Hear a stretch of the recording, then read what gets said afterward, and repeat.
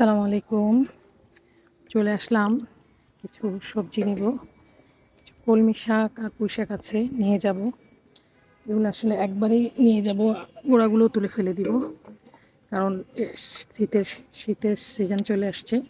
এখন কলমি শাক আর পুঁই শাকটা ভালো লাগবে না। এই যে ফুল চলে আসছে কলমি শাকের। এখন ভালো লাগবে হলো লাল শাক, পুঁই শাক, লাল শাক, পালং শাক, এগুলো সব ফুল চলে আসছে। যাই হোক, কেটে ফেলি আজকে। অনেক খেয়েছি আলহামদুলিল্লাহ। পুরা গরমের সিজনে কলমি শাক, পুঁই শাক, প্রচুর কলমি শাক কেটে দিলেই বড় হয়ে যেত। আজকে একদম গোড়া পরিষ্কার করে দিব।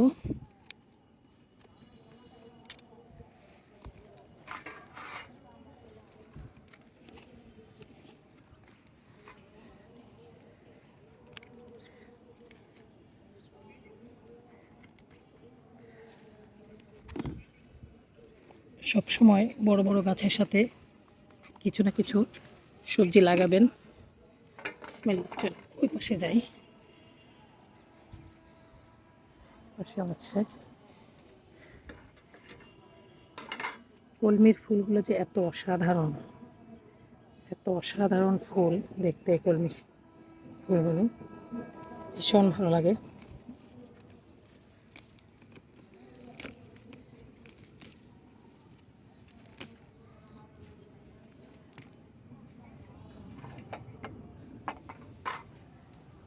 সব গাছের গোড়ায় গোড়ায় কিছু না কিছু আমি বড় বড় ড্রামে দিয়ে থাকি। এই যে সব মূলার, বড় বড় মূলা হয়ে গেছে অলরেডি। ছোট বিচি আবার দিয়েছি লাউ গাছের সাথে। চলুন ওই পাশে যাই। এখানে কিছু পুঁই শাক আছে, এগুলোর অবস্থা খারাপ, শেষ তো, তাই সব তুলে ফেলবো, একদম ক্লিন করে ফেলবো। ক্লিন করে এইসব জায়গায় আবার নতুন করে অন্য কোনো শাক কিংবা সবজি দিয়ে দিব, বা টমেটোর চারা দিয়ে দিব ড্রাগন গাছের সাথে। এই যে ড্রাগন গাছের সাথে বেগুনের চারা দিয়েছি। মাশাআল্লাহ কি সুন্দর ঝোপালো হয়েছে দেখুন। এটা আমার ড্রাগন গাছ, ক্যারেটে সুন্দর ঝোপালো চারা হয়েছে। প্রত্যেকটা ডগায় ডগায় ফুল, ফলও হয়ে যাচ্ছে এতে। আর এটা হলো আমার ওই ম্যাজিক সার এর বদলতে। ম্যাজিক সার মানে লিকুইড ফার্টিলাইজার, যেটা সবজির খোসা পচা যে লিকুইড সারটা সব সময় দিয়ে থাকি আমি।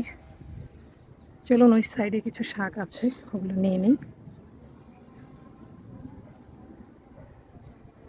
পুঁই শাক আর কলমি শাকটা একেবারেই তুলে ফেলবো।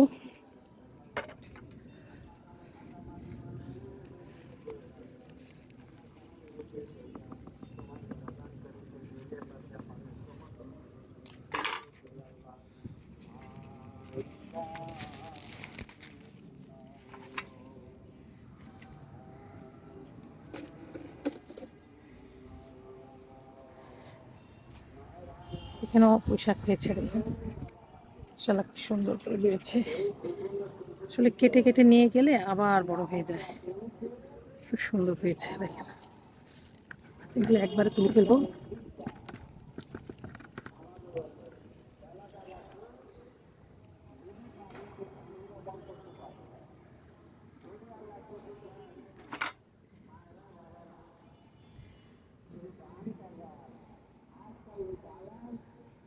আজকের মতো এখানেই বিদায় নিলাম।